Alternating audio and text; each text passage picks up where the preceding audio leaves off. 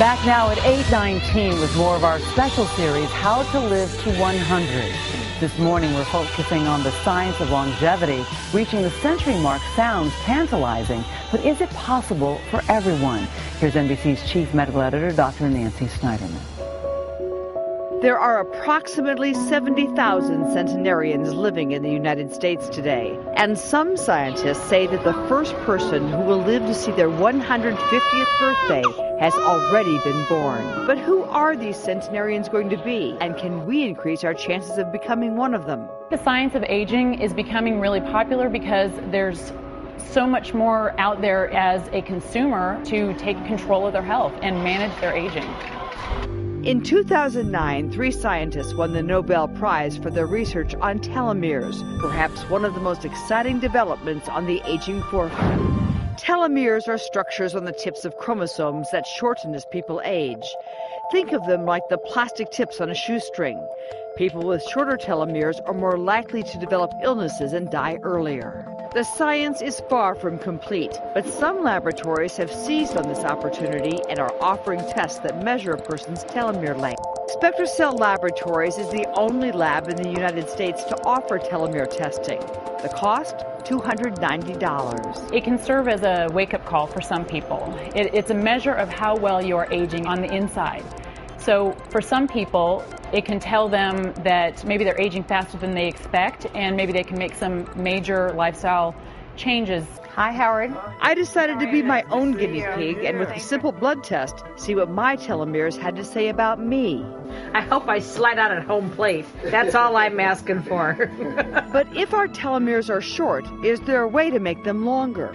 That's where Dr. Gil Atzmon and his team at the Aging Lab at Albert Einstein College of Medicine are focusing their research. But they caution that the science is still trying to catch up to people's hopes. Why is everyone looking to telomeres as this new exciting frontier in medicine? People think it can serve as a biomarker for prediction of how long they're going to live.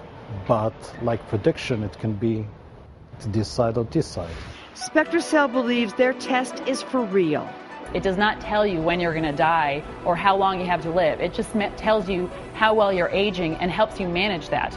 Is it safe to say that this is an extraordinarily exciting development in the lab, but it is not ready for public use? Yes.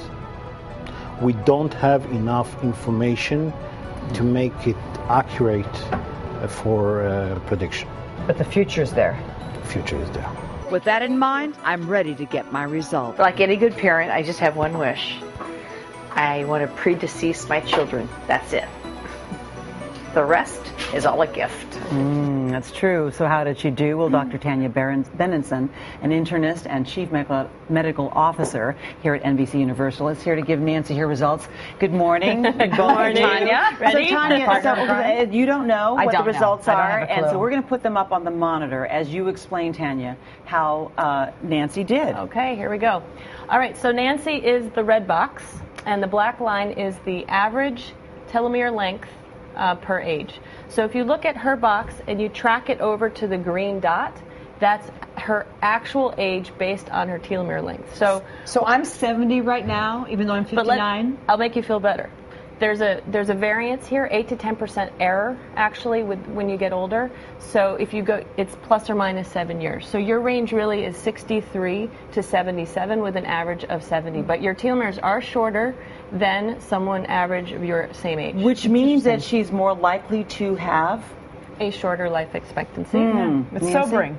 Well, I think I mean, look, it's a variable. I could get hit by a bus this afternoon. Please don't. But thank you. But what's interesting to me looking at that is that I'm probably the first in my generation to really be affected by everything environmental. I'm a fast food kid. I grew up around cigarette smoke. You know, I wasn't perfect in college. I've had, you know, some excess alcohol in my past. But you work out. You eat healthy. You know, I'm not stupid. Every one of those little things takes a hit. So that to me says you can override your genes. You can override environmental factors. So perhaps even though I've cleaned up my act since then, I live a pretty good life now, there's still room for improvement. There definitely is, because you know your genes are set, but how your genes are translated and transcripted, you have an effect with your lifestyle choices. Well, on that point, then, you talk about what you can do. Ask for nutritional profile tests, take your medications, exercise, decrease body fat, meditate, reduce stress. You know, that last point may be adding well, to the your number stress there. is huge, and I must tell you, this doesn't shock me. No. It's sobering It to shocks me. me, though. It's sobering to me, and I wish it weren't what it is. But I can't tell you that I'm absolutely shocked. I expected to not get a great result and to sort of tell myself to get my act together. Okay, but does that mean, I mean, the question Sleep, is, for stress, $290, work. anyone can have this test. It's a special test. And so the question is it worth it? And do you think it was worth it for you to now know this sobering number, Nancy? Yeah, this to me is a little bit like getting a stress test or a CT angiogram. It's a component. Now fix it. Let's check back a year later and see if I can make it great better. motivator, right? We'll do that, Tanya. Cleaning up my act, babe.